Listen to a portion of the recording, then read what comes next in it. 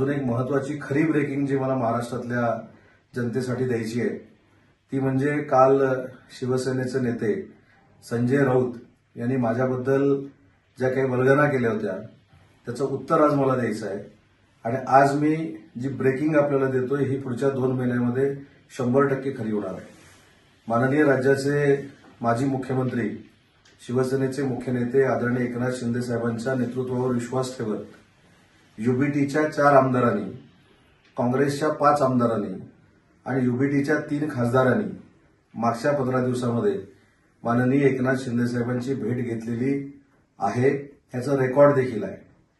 जवळजवळ 10 माजी आमदार युबीटीचे हे माननीय एकनाथ शिंदे साहेबांच्या संपर्कात आहेत। अनेक जिल्हाप्रमुख संपर्कात आहेत।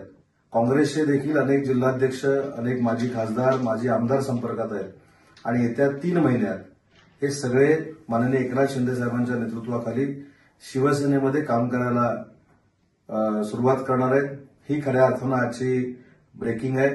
त्याच्यामुळे नाहक ज्या पक्षाचा अस्त झालाय त्या पक्षाच्या लोकांनी स्वतःचं अस्तित्व टिकवण्यासाठी, स्वतःच्या पक्षाचा उदय होण्यासाठी माझ्या नावाचा वापर करणं हे अतिशय दुर्दैवी बाब आहे आणि म्हणून ही जी मंडळी माननीय एकनाथ शिंदे साहेबांना मागच्या महिन्याभरात भेटलेली आहे यांना त्यांनी थांबवण्याचा प्रयत्न करावा।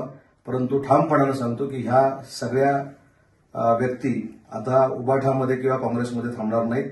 त्यांनी एकनाथ शिंदे साहेबांचं नेतृत्व स्वीकारण्याचा निर्णय घेतलाय आणि त्याची प्रचिती आपल्याला पुढच्या 3 महिन्यामध्ये येईल।